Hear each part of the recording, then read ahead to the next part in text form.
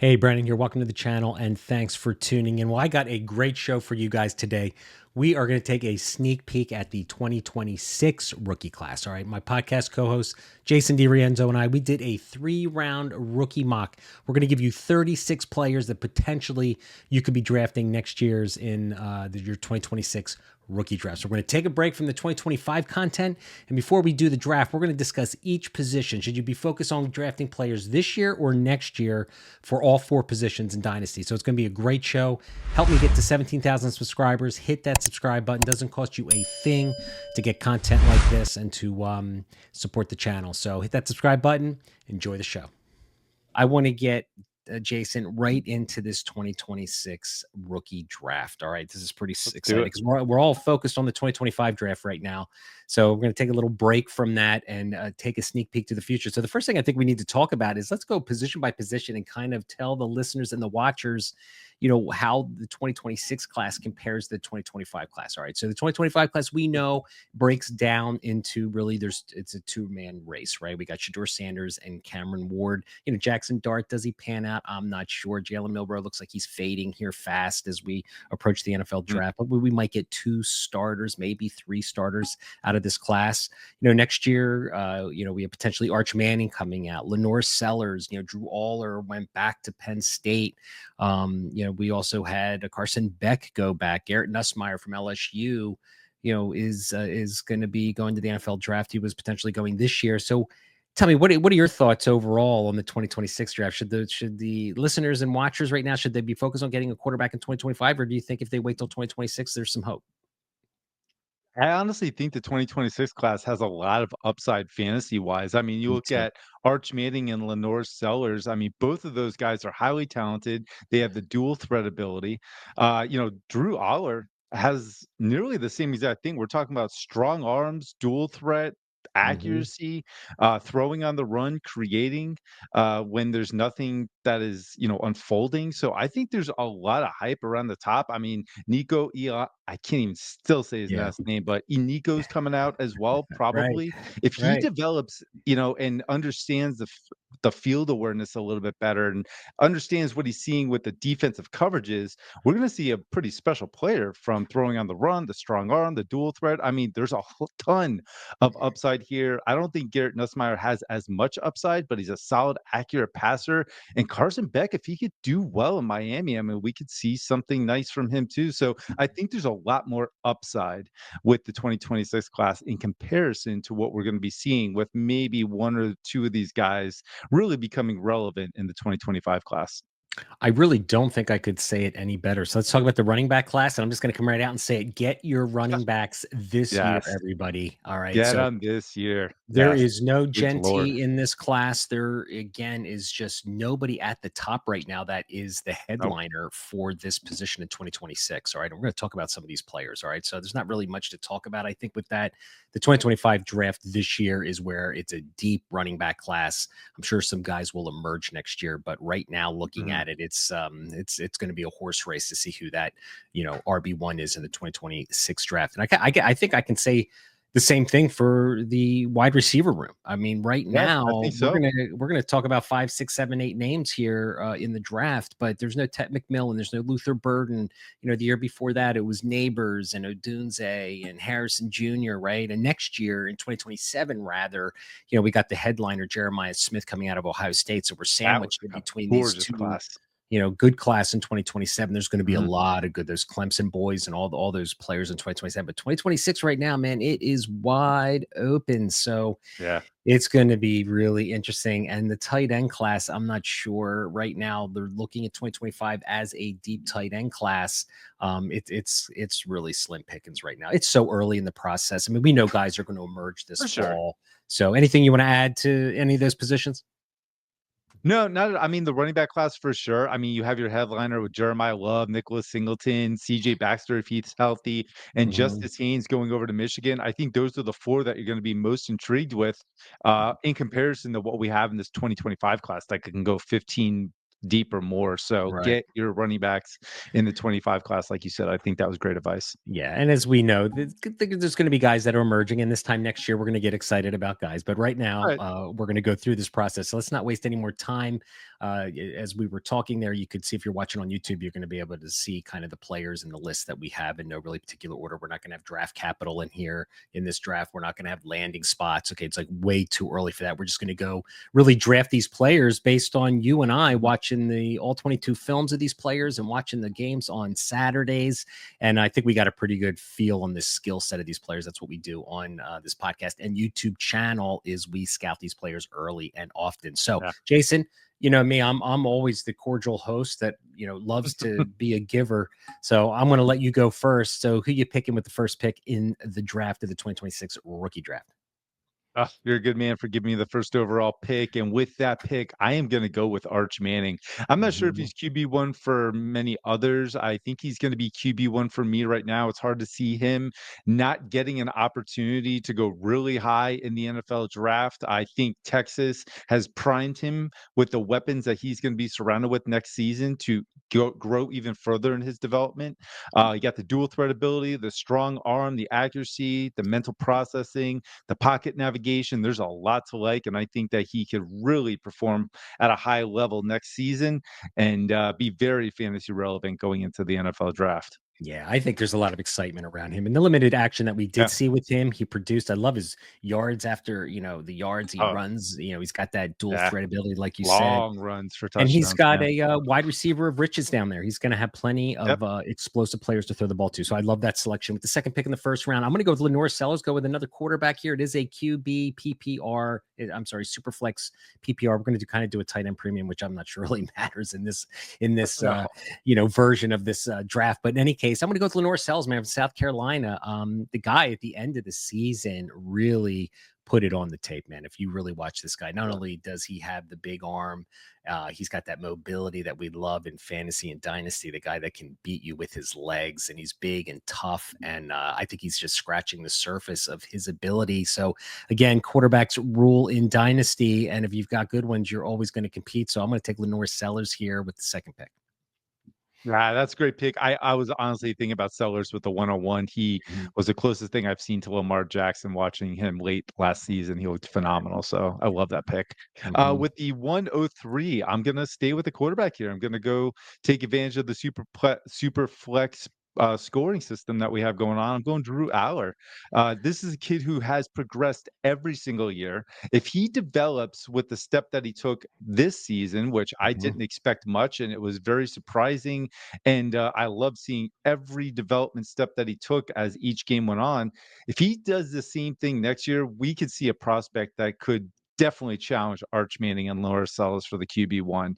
Special talent, arm strength, size, dual threat ability. Yep. When he is accurate, he is accurate. So I love Drew Allard here, and he is definitely going to be serviceable super flex for sure. Yeah, he's got that size and mobility, I think, is Yep. really some strong traits that he brings to the table. So with the fourth pick in the first round, I'm going to take the first running back off the board, going with Jeremiah Love. Probably the RB1 for most people. Had a Mhm. phenomenal year at your Golden Domers, man. Sorry to snipe you early in this draft, but hey, when it comes to this, I really don't care. I'm going to take my guy, and if it snipes you, so what? So sorry, my friend. But he showed those explosive traits. You remember that big highlight film Yeah. down the left sideline, jumping over people. He's got the physicality, good pad level. He's got the, lateral quickness, everything that we're looking for. Whether he ends up being the RB1 of the class remains to be seen. But right now, he is going to get a full workload there in Notre Dame and really have the opportunity to put his name on the map as the headliner for the 2026 running back class. Yeah, obviously, I like that pick a lot more tenacious at the goal line than I originally expected as well. So that's a nice little checkbox. But I'm going to take a guy from your Penn State, and I'm going to go with Nicholas Singleton. Mhm. Easily developed into a very good runner this year. I mean, you and I were a little concerned about him a year ago, and coming into this season, we were definitely like, okay, there's definitely things he needs to work on. And he showed a lot of improvement within the mental processing, his creativity, and just being an overall dynamic running back as far as a receiver and a runner. So give me Nicholas Singleton. I think he could do really well at the next level. Yeah, I like that pick. He's going to be definitely in the top three as we get to the draft in Mhm. 2026. So I'm going to take the first wide receiver at the sixth pick in the first round here, and I'm going to go I with love this. Jordan Tyson from Wow. Arizona Love it. State. going to go spicy here. In fact, on my YouTube channel, I just dropped a film breakdown against his game versus UCF where I break it all down and talk about what I like about this kid. His ball skills are phenomenal. I think he's got some yak ability. I love the size. He's that 6'1", 195 kind of, type frame. He got injured. He went to Colorado back in 2022 at the end of the Colorado season. He blew his knee out, recovered basically all in 2023. Comes out in 2024 last year, over 1,000 yards. He gets nicked up with a shoulder injury, unfortunately. So he's got to get rid of those injuries that he's occurred. But if he can stay healthy this year, he's got Sam Levitt throwing him the ball down there. Mm-hmm. I think these two could go off this year. And he is, like I said, there is no headliner for this wide receiver class in 2026. So take your pick here. But Jordan Tyson, I think he's got as good a shot as any to be one of the top wide receivers in this class. I love Jordan Tyson, and I love this pick. I think this is bold, phenomenal, and fun. So good for you, Brandon. I'm going to go at the 107 with I like Justice Haynes when he was at Alabama. I'm even more intrigued with him going to Michigan with the opportunity he's going to get right out the gate. A little concerned Bryce Underwood could take some rush ability away from him because Underwood's a very good dual threat quarterback. But I actually think it might open up the run lanes a little bit more for Haynes, and he's also a very good receiver. So that combination of a receiver running back is something that's going to be a theme of mine. And Justice Haynes can be phenomenal at it, and he could have a breakout season next year with Michigan. So give me Justice Haynes with the 107. Yeah, I love that pick, and I'll be honest with you, I love the fact that he transferred to Michigan and got out of I Alabama do because too. Alabama just Yeah. has not been the same the last few years, and they No. love running the ball there. So he has the opportunity to be that guy that gets 200 plus touches in Michigan. So love that selection. With the 8th pick in the first round, I'm going back to the quarterback room. I'm going with Garrett Nussmeier from LSU. There were whispers of him being a top wide receiver, or I'm sorry, quarterback in the 2025 class. I am certainly glad he went back. He needed more reps, more experience at LSU. He's going to be getting some good receivers to replenish the receivers that are leaving, as well as Mason Taylor's leaving. So he's going to have some targets to throw the ball to. But man, he's like a Brock Purdy type quarterback in my eyes, a guy that's like a game manager's, don't ask him to do too much. But again, more experience. I think he's going to be a top 5 quarterback, and it's a super flex league. So I'm going to snag him here with the 8th pick in the first round. Yeah, I can't disagree. And if you didn't take him, I was going to take him with my pick. So that worked out nicely. With the 109, I'm going to go with the wide receiver I think has a ton of untapped potential and upside, and that is going to be Zachariah Branch. I love what Zachariah Branch did at USC, even though he didn't get the opportunities. You see the movement ability. He's a special type of athlete, and that special teams contribution is definitely going to make teams want to get him early opportunity, regardless of what team he gets on. And a lot of times that special teams opportunity translates into them becoming starters earlier, sooner rather than later. So Zachariah Branch, that upside is so tremendous. The size, speed combination with the route running, give me Zachariah Branch with the 109.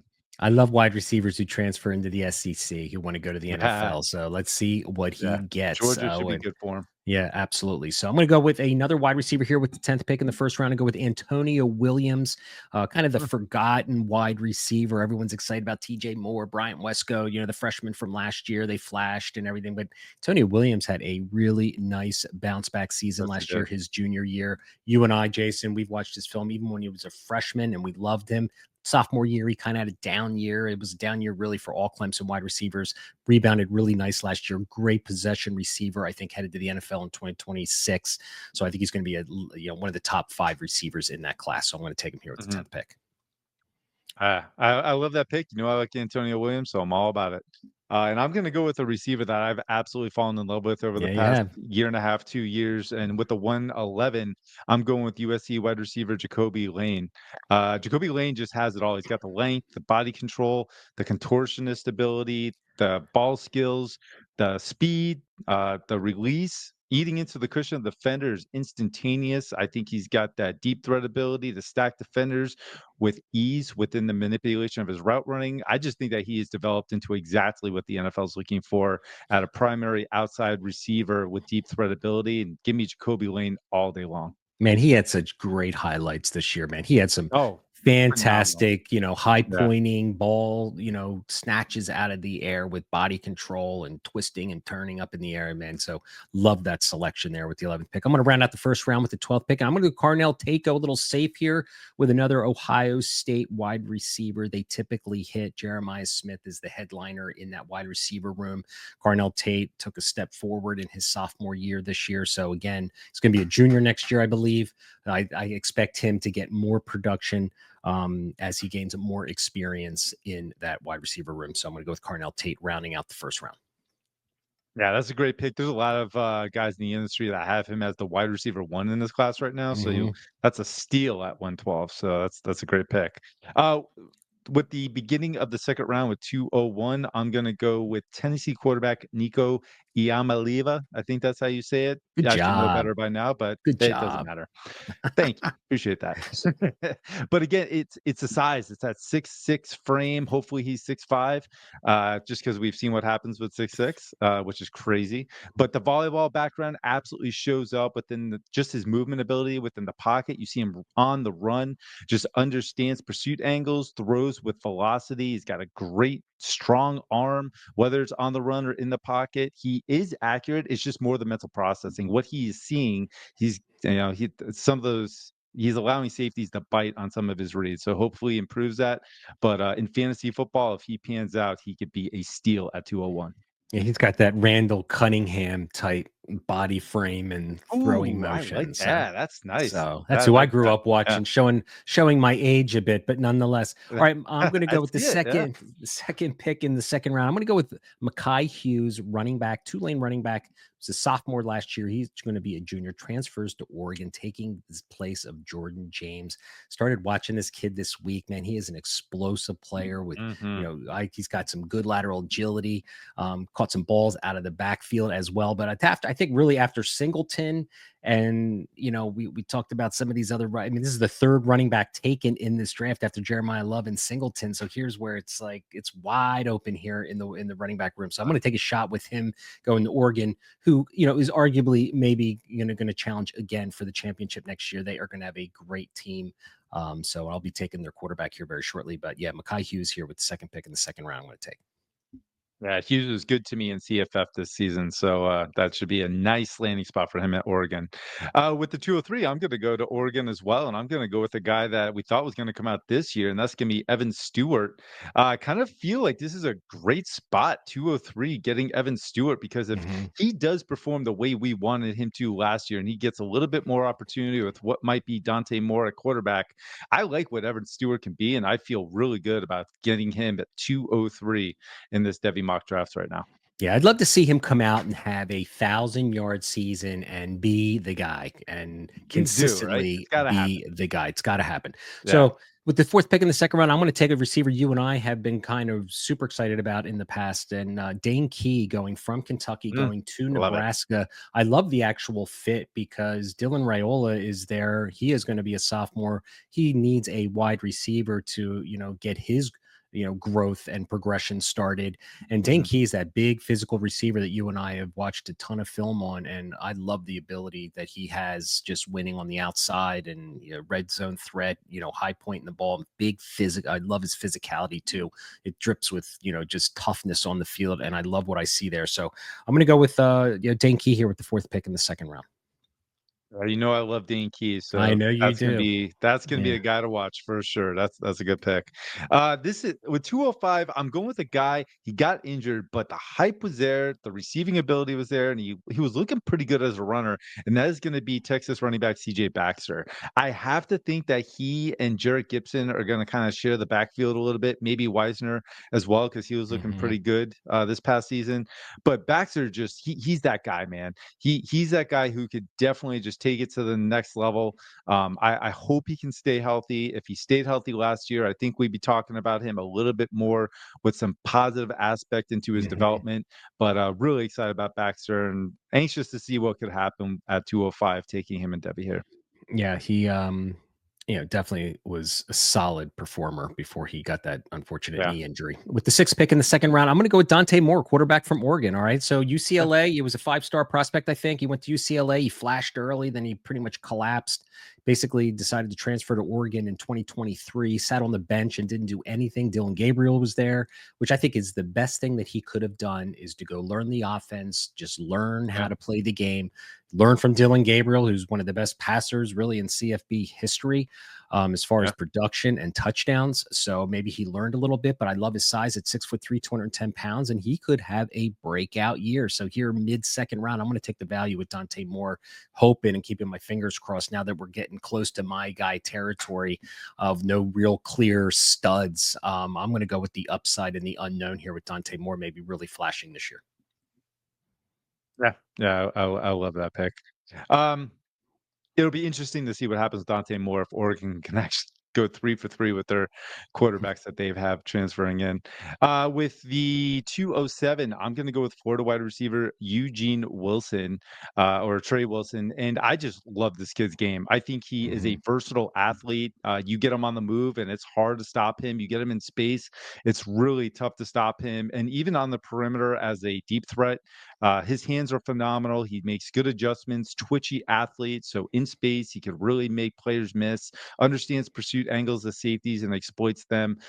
Eugene Wilson actually could really benefit from a full season. He was injured last year, had a really good first year when he came into the league. So hopefully he takes that next step, but feel really good about getting him here in the second round. Yeah, he's got a good quarterback in DJ Lagway getting him the ball too, Yes, he so there does. should be Yeah. no issue with him producing this year. So I'm going to go with one of my favorite running backs here with the eighth pick in the second round, and that's Quentin Joyner going to Texas Tech. Now he was at Love it. USC for the first 2 years. His freshman year, he didn't really get on the field.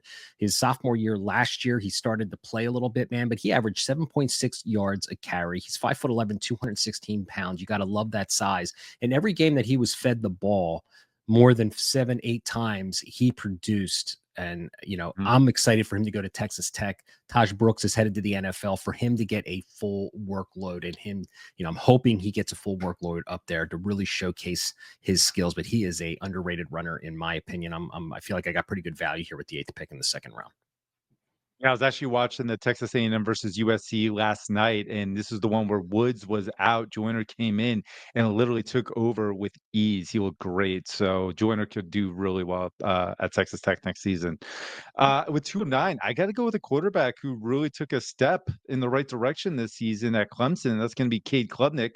Kind of crazy that I'm even saying this because I was really Yeah. down on him, but I got to give him credit where credit is due. He really took another step with the dual threat ability, being accurate, took some of these games over, throw with good accuracy. So hopefully that continues. And if that continues, I'm going to feel great about getting Kate Klubnik toward the back end of the second round of the Stevie mock draft. Yeah, he's got so many wide receivers. I mean, he should just He does. really I know. thrive in that offense. Yeah. So, with the 10th pick in the second round, I'm going to go with a receiver that I've liked for a long time. He's like the forgotten guy in Debbie and C2C, is Nick Anderson. All right. He played at Oklahoma's freshman year 2 years ago. Last year, he got injured, transfers to LSU, now going to be playing with Nussmeier. And I think this could be the breakout year that I am hoping for. He was phenomenal. I think 1,000 yards his freshman season. But I'm still a believer. I like his size. I like his boundary awareness and his ability to win on the boundary. Can win all over the field. Big body receiver who can go up and get the ball with good body control. Really, really, he's going to be one of my most watched players this year. I've been tagging this guy for the last 2 years of how good I think he is. So let's hope it happens at LSU this year. Yeah, well, defenses need to pay attention to Barry and Brown and Aaron Anderson. That could open things up for Nick Anderson to have a really nice Mhm. season as well. So with 211, I'm gonna go with Makai Lemon, USC wide Mhm. receiver. I actually always thought that he was gonna do really well at USC with Malachi Nelson until Nelson decided he didn't want to be a quarterback in college. And Makai Lemon didn't care. He just absolutely took off last year, became a primary weapon for USC alongside with Jacoby Lane. So these two guys could really benefit from each other next season. Makai Levin just looks like that natural dynamic receiver with twitchiness and very good football IQ from what I saw. Very manipulative and understands how to just get around defenders. So Makai Lemon could take that next step, and I feel good about getting him late in the second round here. Yeah, I'm going to take a receiver here that has really the same description that you just described for Lemon, and that's Eric Singleton Jr. 2-year player at Georgia Tech, now transfers to Auburn. crowded room, which isn't the best landing spot. He had a lot of incoming freshmen last year, but I love this guy's game. I think he's a versatile player. He rushed the ball 21 times last year. He does get Mhm. that ball around the line of scrimmage a lot, but have seen him win vertically. I think the physicality I've seen and the toughness, and I like his yak Yeah. ability too. He's got good sticky hands. So again, good receiver. He's in a new situation. We'll have to see how it works out, but excited to get him on my roster here with the 12th pick to round out the second round. Yeah, he's so much better than what we saw from him last year, so that could be a really nice pick. Yeah, with the first pick in the 3rd round, I gotta get a tight end in here. We need a name, and I'm gonna go with Oscar Delp, take advantage of tight end premium scoring. Delp is a kind of a forgotten name, but came on a little bit toward the end of last year. Drops were a bit of an issue, but at the same time, this is a very athletic tight end with upside. He's gotta think that he would get 3rd round draft capital, and that's exactly what I'm looking for in fantasy football. Yeah, the Delp is a hot name in that tight end room for sure. I'm going to take another tight end too. It's a tight end premium. I'm going to go with Max Clare going to Ohio State. He was at Purdue for 2 years. Incoming transfers to Ohio State. Starting to watch a little bit of his film. Can't say I've watched a ton. Good size at 6'4", 245 pounds. Going to Ohio State. Hopefully they involve their tight ends a little bit more. But I'm going to take him here. There's really not a lot of other tight ends I'm really comfortable taking here. So I'm going to kind of grab one of my top 3 here in the class. Yeah, love it. I don't know much about him at all, so this exercise just became a lot more fun and informative, so that's great. Right. With the 303, I'm gonna go with a guy that helped my Notre Dame Fighting Irish to the championship, and that's gonna be Hmm. Jaden Greathouse. Waiting for him to break out, finally happened. I'm really hoping next year with CJ Carr, the passing game's gonna be a little bit more better, and the development that he took toward the end of the season really is promising for what could be a start of a great college season next year. So Jaden Greathouse, excited to get him here in the 3rd round. Yeah, he's been with your guy for what, 2.5 years, something like that. So Since high school. yeah, so that's it, man. Yeah, You get your guys. This is right. We watch get my these guys. players and we like what we see and we take shots. Yeah. All right, the 4th round in the fourth pick in the 3rd round. I'm gonna go Darius Taylor, wide receiver, or I'm sorry, running back from Minnesota, 6 foot, 215 pound running back who had almost 1,000 yards, but he had 54 receptions last year. Like, he really emerged in the passing game. And as you know, playing dynasty fantasy football, we love running backs, who's got good size, 6 foot, 215 pounds, and who can catch the ball out of the backfield. So I'm expecting him. His game's pretty good. Haven't watched a ton of him on film, but this is one of the players that I'm going to dig into this summer and see what we got. But given his production in the last 2 years, he's going to have he's going to get the rock again most of the time this year. I think the arrow is pointing up on Mr. Taylor. Yeah. With the 305, I'm gonna go with Penn State running back Katron Allen. I see him a bit more of a backup type of running back with Hmm. starter potential. I don't think there's a lot of athletic upside. I think the long speed is a bit limited, but he is a very smart running back, and I think the pass catching ability will also help him as well. So I'd be happy to get a guy like Allen here who I could throw into my starting lineup as needed, based on what he could do as a runner and a receiver. All right, I like it. My Penn State running back. All right, with the 6th pick in the 3rd round, the fall has fallen enough. Carson Beck, my guy, from going from the QB1 of the 2025 draft, before the 2024 football season, to where we are now, transfers to Miami, new opportunity. I think it'll do him good to get out of Georgia and just kind of see something different this year. So I feel like I'm getting great value here. We know he's got the size. We know he's got the arm strength. It's whether or not he can see the field and distribute the ball on time. And I'm really hoping that this year he can make a comeback. And I think he'll be draftable, and a quarter, with those with those tools and traits that he has, if he can put it all together down there, I think this could be a potential steal here in the middle of the 3rd round, possibly getting a quarterback that I can put in my dynasty roster. Right, he could be an absolute steal for how far he dropped in his Devy mock, so I I know. I get it. With 307, I'm gonna go with transfer wide receiver Deuce Robinson, who's headed over to Florida State from USC. Like what he did at USC. There's just a lot of mouths to feed, and I would really love to see him be a primary focal point of this offense for Florida State. Big receiver with great catch radius, so would love to see him develop, and would be nice to see him turn into Drake London type. Maybe not that type of upside or anything, but just that type of physical receiver with that contested catch ability. Yeah, he's got a unique build for sure. So he would be Yeah. a unicorn in the wide receiver class. I'm going to go with Le'Veon Moss. All right, running back here. The guy was killing it last year with the 8th pick in the 3rd round. Texas A&M running back. Unfortunately, he got a leg injury. I don't know if it was a knee or a leg. I can't find out on the internet what happened. There was like nothing out there at all. Didn't know if it was an ACL tear or whatever. But man, he was having a great season until the leg injury, and people were whispering about him possibly being a top 5 back in the 2026 class. So I'm going to take him here with the running back. Hopefully he's fully recovered and gets that back out on the field. But I liked what I saw last year watching him. Yeah, yeah, I liked what I saw too. He definitely took advantage of the opportunity. With 309, I'm gonna double dip with these Georgia tight ends and go with Lawson Lucky here. I like what I saw from him last season too. I think these guys just need a little bit more opportunity. Watch Elias Williams be the best out of the group, and I miss on both of these guys, but I like what Lawson Lucky has done. And the tight end premium scoring has got me very intrigued to taking a guy like this in the middle of the third. Yeah, they got two really good tight ends there. To see which one emerge and can both Yeah. go to the NFL as day 2 picks. We'll have to find out. All right, with the 10th pick in the 3rd round, getting close to the end here. Everybody, Kevin Concepcion transfers to Mm. Texas A&M into a really crowded wide receiver room, but this is another kid who's kind of like Eric Singleton Jr. and Mekhi Lemon, the same kind of build, a little bit smaller. One of these guys that gets the ball really close to the line of scrimmage, but I'd like his yak ability. Want to see him get a little bit more physical this year, but great opportunity. Again, like I said before, I love receivers who go to from G5 schools, right, to the Mhm. SEC and want to compete with the big boys. So let's see what he's got, but always had really like Kevin Concepcion's game when I've seen him play.